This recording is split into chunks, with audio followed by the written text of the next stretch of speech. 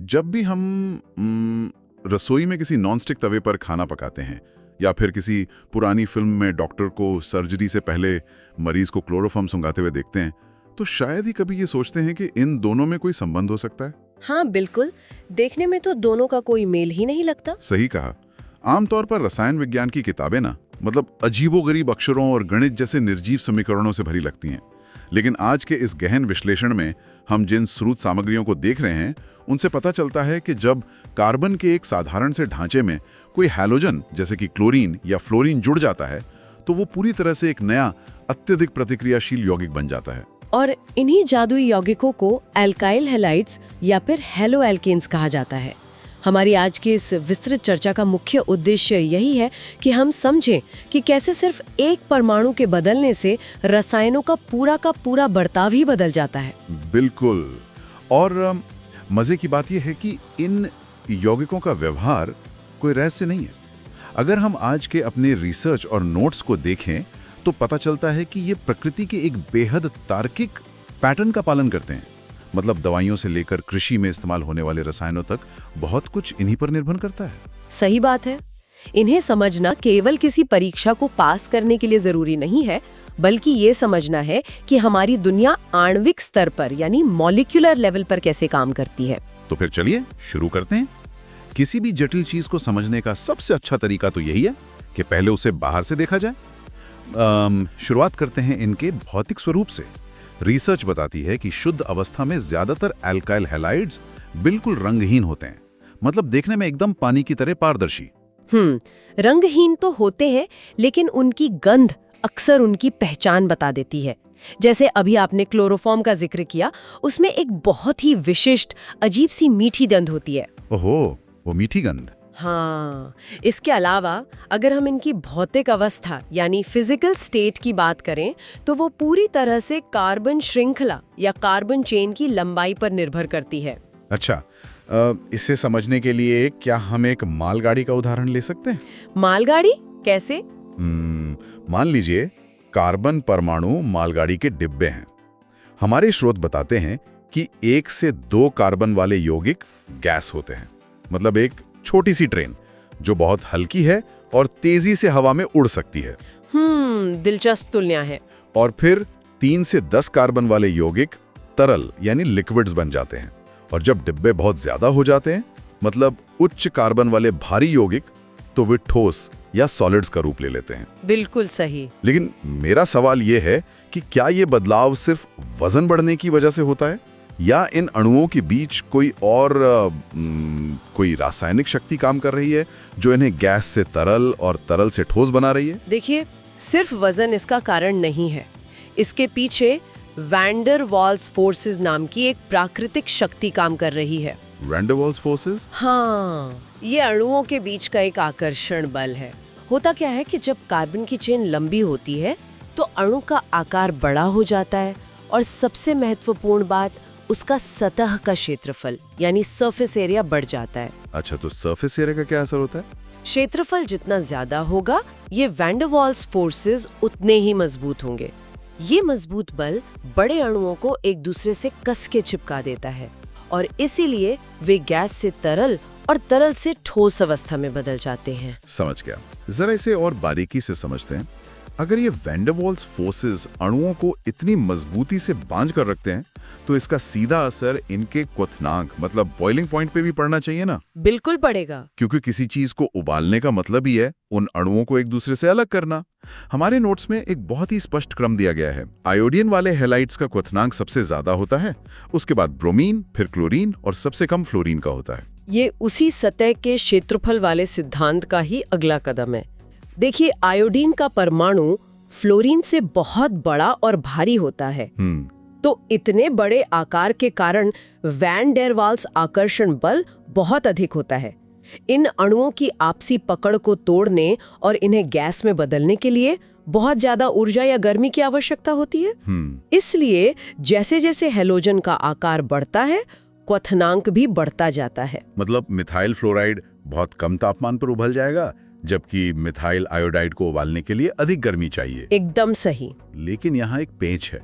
Research में branching के प्रभाव का भी काफी जिक्र है। अगर कार्बन श्रृंखला एक सीधी रेखा में न होकर पेड़ की शाखाओं की तरफ बटी हो तो क्वथनांक अचानक से घट जाता है। ऐसा क्यों? वजन तो उतना ही है। वजन उतना ही है, लेकिन आकार बदल गया है ना। जब कार्बन श्रृंखला में ब्रांचिंग होती है तो अणु एक फैली हुई लंबी रेखा के बजाय सिकुड़कर एक गेंद जैसा गोल होने लगता है, एक स्फीयर की तरह। हाँ, और ज्यामिति का एक सीधा सा नियम है, गोल आकार का सतह क्षेत्रफल सबसे कम होता है। अब सतह का क्षेत्रफल कम होने से वैन डे वाल्स फोर्सेस भी कमजोर पड़ जाते हैं। अरे वाह। अणु एक दूसरे को उतनी मजबूती से नहीं पकड़ पाते और नतीजतन उन्हें उबालना आसान हो जाता है। तो बहुत ही तार्किक है, मतलब पूरा खेल शेप का है। अब थोड़ा घनत्व यानी डेंसिटी और घुलनशीलता पर आते हैं। ठीक है। स्रोत सामग्री बताती है कि भारी हैलोजन के साथ घनत्व बढ़ता है। आयोडीन वाले हैलाइड्स सबसे ज्यादा सघन होते हैं और कुछ भारी अल्काइल हैलाइड्स पानी से भी ज्यादा भारी होते हैं। बिल्कुल होते हैं। लेकिन रसायन विज्ञान का एक पुराना सिद्धांत कहता है कि समान समान को घोलता है। Like dissolves like. ये यौगिक पानी में पूरी तरह से अघुलनशील होते हैं, जबकि ऑर्गेनिक सॉल्वेंट्स में आराम से घुल जाते हैं। इसका कारण यह है कि पानी एक पोलर विलायक है, जबकि एल्काइल हैलाइड्स यद्यपि थोड़े पोलर होते हैं, लेकिन उनका स्वभाव मुख्य रूप से ऑर्गेनिक सॉल्वेंट्स जैसे बेंजीन या ईथर से ज्यादा मिलता जुलता है। इसको थोड़ा डिटेल में देखते हैं। एक सेकंड रुकिए, यहाँ मुझे एक विरोधाभास लग रहा है। कैसा विरोधाभास? अगर कुछ भारी एल्काइल हैलाइड्स पानी से भी ज्यादा भारी हैं और अभी आपने कहा कि वे थोड़े पोलर भी हैं, तो वे पानी में डूबकर घुल क्यों नहीं जाते? ये समान समान को घोलता है वाला नियम यहाँ एक अभेद्य दीवार कैसे बन जाता है? बहुत अच्छा सवाल है। इसे समझने के लिए हमें थोड़ा थर्मोडायनामिक्स और ऊर्जा के खेल को देखना होगा। अच्छा। पानी के अणुओं के बीच हाइड्रोजन बॉन्ड्स नाम का एक बहुत ही मजबूत आकर्षण होता है। इसे एक बेहद करीब से जुड़े हुए समुदाय की तरह समझें, जहां हर कोई एक दूसरे का हाथ कसकर पकड़े हुए हैं। एक टाइट नेट कम्युनिटी। बिल्कुल। जब एल्काइल हैलाइड का अणु पानी में घुसने की कोशिश करता है तो उसे पानी के अणुओं के बीच के इन मजबूत हाइड्रोजन बॉन्ड्स को तोड़ना पड़ता है। मतलब उसे उस समुदाय के बीच अपनी जगह बनानी पड़ती है, धक्का मुक्की करके। हाँ, लेकिन जगह बनाने के लिए जितनी ऊर्जा चाहिए वो एल्काइल हैलाइड और पानी के बीच बनने वाले नए आकर्षण से नहीं मिल पाती। पानी के बॉन्ड्स बहुत मजबूत होते हैं और पानी हैलाइड के बॉन्ड्स कमजोर। ओह, तो ये घाटे का सौदा है। बिल्कुल। ऊर्जा के दृष्टिकोण से ये सौदा घाटे का होता है। प्रकृति कभी भी ऐसा काम नहीं करती जिसमें ऊर्जा का नुकसान हो। इसलिए भारी होने के बावजूद एल्काइल हैलाइड्स पानी के हाइड्रोजन बॉन्ड्स को नहीं तोड़ पाते और अलग-थलग अघुलनशील ही रह जाते हैं। और शायद असली कहानी यहीं से शुरू होती है। घुलनशीलता की चर्चा से पोलैरिटी का जो विषय उठा है, यहाँ से मामला असल में बहुत दिलचस्प हो जाता है। वो कैसे? क्योंकि यही पोलैरिटी इन यौगिकों के रासायनिक गुणों का सबसे बड़ा राज है।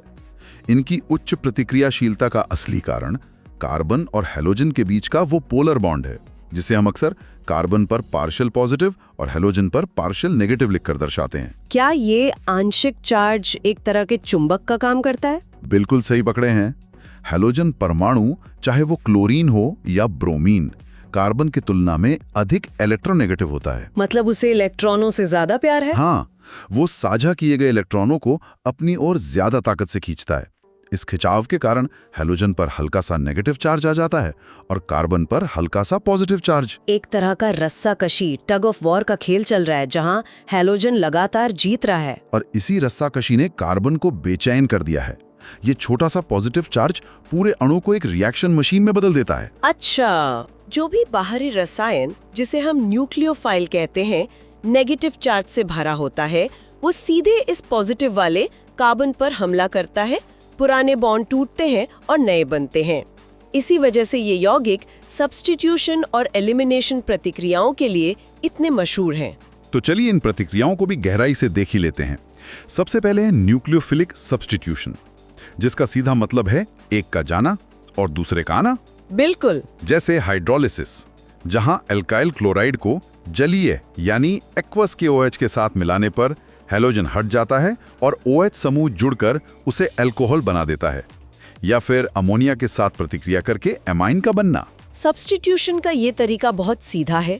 हैलोजन अपनी कुर्सी खाली करता है और OH या NH2 जैसे समूह उसकी कुर्सी पर आकर बैठ जाते हैं। ये तो दवा उद्योगों में इस्तेमाल होने वाली सबसे आम प्रतिक्रियाओं में से एक है।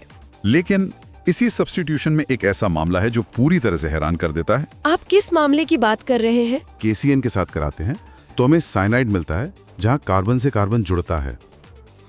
लेकिन अगर हम सिल्वर साइनाइड AgCN का इस्तेमाल करते हैं तो हमें आइसोसाइनाइड मिलता है जहां कार्बन से नाइट्रोजन जुड़ जाता है। ये ऐसा है जैसे KCN मुख्य दरवाजे से घुसने वाला मेहमान है जबकि AgCN पीछे की खिड़की से आने वाला जासूस। लेकिन ऐसा होता क्यों है? दोनों ही तो साइनाइड है ना। यहाँ हमें ये समझना होगा कि उनके बीच के बॉन्ड कैसे बने हैं। पोटेशियम साइनाइड एक आयनिक यौगिक है। इसका मतलब है कि पोटेशियम ने अपना इलेक्ट्रॉन पूरी तरह से कार्बन को दे दिया है। ठीक है। घोल में जाते ही पोटेशियम अलग हो जाता है और साइनाइड का कार्बन जिस पर नेगेटिव चार्ज है वो पूरी तरह से स्वतंत्र होता है। अब क्योंकि कार्बन कार्बन का बॉन्ड बहुत मजबूत होता है इसलिए कार्बन सीधे जाकर जुड़ जाता है। अच्छा, तो KCN के मामले में कार्बन हमला करने के लिए बिल्कुल आजाद है। हाँ, लेकिन सिल्वर साइनाइड की कहानी अलग है। ये एक सहसंयोजक या कोवेलेंट यौगिक है। सिल्वर ने कार्बन का हाथ बहुत मजबूती से पकड़ा हुआ है, वो उसे इतनी आसानी से छोड़ता नहीं है। ओह, तो कार्बन फंस गया? बिल्कुल। अब कार्बन तो हमला कर नहीं सकता क्योंकि वो सिल्वर के साथ फंसा है, लेकिन साइनाइड के दूसरे छोर पर नाइट्रोजन बैठा है जिसके पास इलेक्ट्रॉनों की एक खाली जोड़ी लोन पेयर होती है। तो नाइट्रोजन को आगे आना पड़ता है। मजबूरी में नाइट्रोजन को ही हमला करना पड़ता है। इसीलिए कार्बन की बजाय नाइट्रोजन जुड़ता है और हमें आइसोसाइनाइड मिलता है। केवल एक धातु सिल्वर बनाम पोटेशियम बदलने से पूरी प्रतिक्रिया का रास्ता ही बदल गया। ये सच में दिमाग घुमा देने वाला है कि कैसे ये छोटे छोटे बॉन्ड्स इतने बड़े बदलाव कर सकते हैं। और इससे भी बड़ा रहस्य तो सब्स्टिट्यूशन और एलिमिनेशन के बीच का है। वो कैसे? अभी हमने देखा कि जलीय KOH का उपयोग करने पर हमें अल्कोहल मिलता है जो कि सब्स्टिट्यूशन है। लेकिन हमारे स्रोत चीख चीख कर कह रहे हैं कि अगर हम KOH को पानी की जगह अल्कोहल में घोल दें और थोड़ी गर्मी दें तो सब्स्टिट्यूशन नहीं होता। हाँ, वहाँ प्रक्रिया बदल जाती है। उसकी जगह एलिमिनेशन हो जाता है जिसे डिहाइड्रोहैलोजिनेशन कहते हैं। और इसका परिणाम अल्कोहल नहीं बल्कि एल्कीन होता है, एक डबल बॉन्ड वाला यौगिक। ऐसा कैसे संभव है कि सिर्फ विलायक यानी सॉल्वेंट बदलने से खेल के नियम ही बदल गए? ये रसायन विज्ञान के सबसे खूबसूरत पहलुओं में से एक है, सॉल्वेंट इफेक्ट।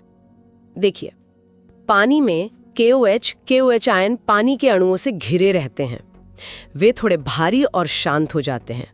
उनका एकमात्र लक्ष्य होता है कार्बन के पास जाना और हैलोजन की जगह लेना, जो कि सब्स्टिट्यूशन है। ठीक है, पानी में वो शांत हैं। लेकिन जब हम विलायक के रूप में अल्कोहल का उपयोग करते हैं तो कहानी पूरी तरह बदल जाती है। अल्कोहल उस OH आयन के साथ ऐसा क्या करता है? अल्कोहल की उपस्थिति में एक एल्कोक्साइड आयन बनता है जो पानी वाले OH आयन से कहीं ज्यादा ताकतवर और आक्रामक बेस होता है, एक स्ट्रॉन्ग बेस।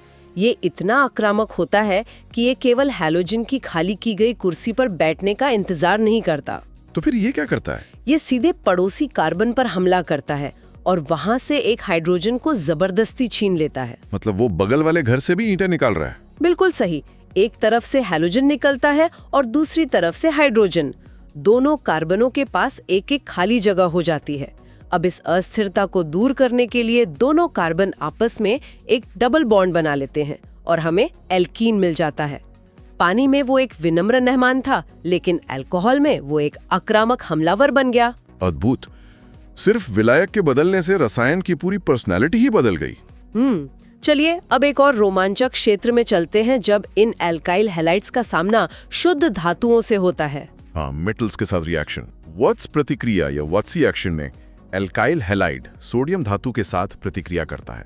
इसका नतीजा ये होता है कि दो एल्काइल समूह आपस में जुड़कर कार्बन की चेन को दुगनी कर देते हैं। जैसे दो मिथाइल क्लोराइड मिलकर इथेन बना लेते हैं। कार्बन चेन को लंबा करने का ये सबसे क्लासिक तरीका है। लेकिन अगर हम रसायनों के असली जादू की बात करें ना, तो वो है ग्रिग्नार्ड रिएजेंट। Grignard reagent? हाँ, जब एल्काइल हैलाइड मैग्नीशियम धातु के साथ ईथर की उपस्थिति में प्रतिक्रिया करता है तो ये बनता है। इसे जादुई छड़ी क्यों कहा जाता है? ऐसा क्या खास है इसमें? याद है हमने शुरुआत में बात की थी कि कार्बन और हैलोजन के बीच कार्बन पर पॉजिटिव चार्ज होता है, कार्बन हमेशा इलेक्ट्रॉनों की कमी महसूस करता है। हाँ, वो टग ऑफ वॉर वाली बात। बिल्कुल। लेकिन जैसे ही मैग्नीशियम जुड़ता है, पूरा खेल पलट जाता है। मैग्नीशियम एक धातु है जो अपने इलेक्ट्रॉन कार्बन को धकेल देता है। अब इतिहास में पहली बार इस यौगिक में कार्बन पर नेगेटिव चार्ज आ जाता है। कार्बन का स्वभाव पूरी तरह से उलट गया। अरे वाह। और इस उल्टे स्वभाव के कारण हम इस ग्रिग्नार्ड रिएजेंट का उपयोग करके प्रयोगशाला में लगभग कोई भी जटिल ऑर्गेनिक यौगिक बना सकते हैं। प्रकृति के नियमों को अपने पक्ष में मोड़ने का एक बेहतरीन उदाहरण है। इसके अलावा एक सरल प्रक्रिया रिडक्शन भी है, जहां हाइड्रोजन के साथ मिलकर एल्काइल हैलाइड वापस अपने मूल रूप यानी एल्केन में बदल जाता है। हाँ, वो भी एक महत्वपूर्ण प्रक्रिया है। लेकिन अब हम उस हिस्से पर आते हैं जो इस पूरे विषय का इंजन है। SN1 बनाम SN2 मैकेनिज्म ये तय करता है कि सब्स्टिट्यूशन प्रतिक्रिया वास्तव में किस रास्ते से होगी। मैकेनिज्म का मतलब है प्रतिक्रिया की कोरियोग्राफी। पर्दे के पीछे परमाणु कैसे नाच रहे हैं, कौन सा बॉन्ड पहले टूट रहा है, कौन सा बाद में। मैं इसे दिमाग में कुछ इस तरह से चित्रित करने की कोशिश कर रहा हूं। प्राइमरी कार्बन SN2 को प्राथमिकता देता है, जहां एक ही कदम में पीछे से हमला बैक साइड अटैक होता है। क्या मैं ये कह सकता हूं कि SN2 एक तरह का निंजा हमला है? निंजा हमला मतलब प्राइमरी कार्बन के पास भीड़ कम होती है, जगह खाली होती है, तो न्यूक्लियोफाइल निंजा की तरह बिना शोर किए पीछे से आता है, हैलोजन को धक्का देता है और खुद जुड़ जाता है। हाँ, ये निंजा वाली कल्पना एकदम सटीक है। इसे विज्ञान की भाषा में स्टेरिक हिंड्रेंस यानी भीड़ भाड़ की कमी कहते हैं। पीछे से रास्ता साफ होने के कारण न्यूक्लियोफाइल आसानी से हमला कर सकता है। लेकिन टर्शियरी कार्बन पर तो बहुत भीड़ होती है, वहां भारी भरकम समूह जुड़े होते हैं, तो वहां निंजा हमला काम नहीं करेगा। वहां निंजा पूरी तरह से फेल हो जाएगा। टर्शियरी कार्बन के चारों ओर इतने बड़े और भारी समूह होते हैं कि पीछे से हमला करने का कोई रास्ता ही नहीं बचता। अणु पूरी तरह से एक ढाल के पीछे छिपा होता है। तो फिर वहां सब्स्टिट्यूशन कैसे होता है? यहीं पर SN1 मैकेनिज्म एक धैर्यवान रणनीतिकार की तरह काम करता है। वो जानता है कि वो जबरदस्ती नहीं घुस सकता, इसलिए वो इंतजार करता है। इंतजार किसका? वो पहले हैलोजन को खुद ही अपना बॉन्ड तोड़कर बाहर जाने देता है। जब हैलोजन चला जाता है तो कार्बन पर एक पूर्ण पॉजिटिव चार्ज आ जाता है। इसे कार्बोकेटायन कहते हैं। टर्शियरी कार्बोकेटायन अपने आसपास के बड़े समूहों के कारण बहुत स्थिर होता है। अच्छा। एक बार ये बन गया और रास्ता साफ हो गया, तब नया समूह आराम से आकर जुड़ जाता है। ये एक के बजाय 2 कदमों की प्रक्रिया है। यानी अणु अपनी स्थिति और आसपास की भीड़भाड़ के अनुसार खुद तय करता है कि उसे निंजा बनना है या एक धैर्यवान रणनीतिकार। और सेकेंडरी कार्बन के मामले में स्थिति बीच की होती है, इसलिए वो दोनों में से कोई भी रास्ता अपना सकता है, जो उस समय के विलायक या न्यूक्लियोफाइल की ताकत पर निर्भर करता है। बिल्कुल सही। प्रकृति हमेशा सबसे कम प्रतिरोध और सबसे ज्यादा स्थिरता का रास्ता चुनती है, और ये समझना बहुत जरूरी है कि ये सारा ज्ञान केवल किताबों तक सीमित नहीं है। फार्मास्यूटिकल कंपनियां SN1 और SN2 के इसी अंतर का इस्तेमाल करके जीवन रक्षक दवाइयां बनाती हैं, जहां अणु का सही आकार और सही दिशा में जुड़ना बहुत महत्वपूर्ण होता है। एक गलत दिशा का मतलब दवा का असरदार ना होना या नुकसानदेह होना हो सकता है। बिल्कुल। तो इस सब का असल में मतलब क्या है? आज हमने देखा कि कैसे कार्बन और हैलोजन के बीच का वो छोटा सा खिंचाव पूरे अणु को प्रतिक्रियाशील बना देता है। हमने देखा कि कैसे आकार बढ़ने से क्वथनांक बढ़ता है और कैसे KCN या AgCN का सिर्फ एक परमाणु बदलने से पूरी रासायनिक श्रृंखला बदल जाती है। और सॉल्वेंट का असर तो हमने देखा ही। हाँ, सबसे हैरानी की बात तो वही रही कि केवल एक सॉल्वेंट बदलने से, जैसे पानी की जगह अल्कोहल का उपयोग करने से, शांत सब्स्टिट्यूशन अचानक से आक्रामक एलिमिनेशन में बदल गया। इस छोटे से तथ्य से यह सोचने पर मजबूर होना पड़ता है कि हमारे आसपास के पर्यावरण में या शायद हमारे अपने शरीर के अंदर ऐसे कौन से अदृश्य कारक या सॉल्वेंट्स मौजूद हैं जो प्रकृति में होने वाली जटिल प्रक्रियाओं को चुपचाप नियंत्रित कर रहे हैं। ऐसे कितने अदृश्य बदलाव हो रहे हैं जिनके बारे में हमें शायद अभी तक पता भी नहीं है। ये यकीनन कुछ ऐसा है जिस पर हमें गहराई से विचार करना चाहिए।